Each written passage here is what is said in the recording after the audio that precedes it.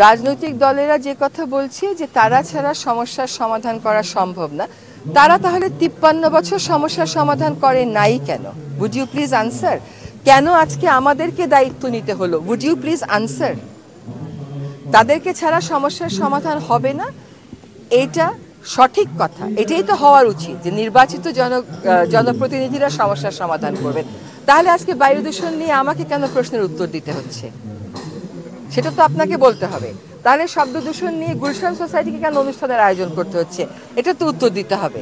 এবং তারা যখন সমস্ত সমস্যার সমাধান করে ফেলবে, তারা একটা রূপকল্প কি এখনো পর্যন্ত আমাদেরকে দিয়েছে? তারা যে আমাদের কাছ থেকে বলছে যে ম্যাপ দিতে হবে, এই করতে হবে, রোড ম্যাপ করতে হবে, তারা কি একটা রোড ম্যাপ দিয়ে দিয়েছে যে এই সমস্যাগুলোর তারা কি করে সমাধান করবে? আজকে ওনারা বলছেন যে সংস্কার ওনারাই সবচেয়ে ভালো করতে পারবেন, সেটাই তো গণতান্ত্রিক দেশের কথা। কিন্তু ওনারা করেননি কেন তাহলে 53 বছর?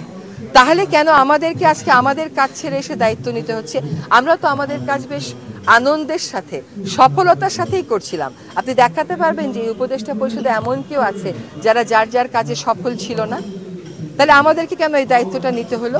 একটা নির্বাচনের দিকে যেতেই হবে এই দেশকে, এবং এটাই হচ্ছে এই অন্তর্বর্তীকালীন সরকারেরও একটা বড় প্রাধান্য।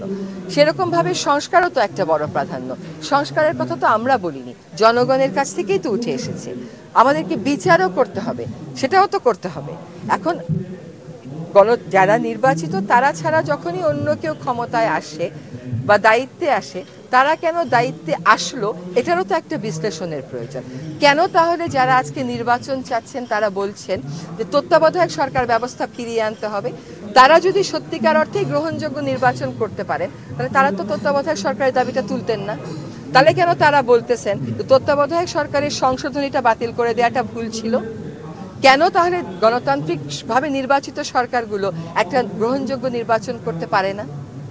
এগুলোকে তো আপনার বিশ্লেষণ করতে হবে। শুধুমাত্র একটা রাজনৈতিক অবস্থান থেকে দাঁড়িয়ে বায়ু দূষণের নাম করে প্রশ্ন করতে গিয়ে আপনি নির্বাচনের প্রশ্ন করেন, সেটা কিন্তু আমিও বুঝি। হ্যাঁ, কিন্তু ব্যাপারটা হচ্ছে যে দেশটা তো সবচাইতে আগে।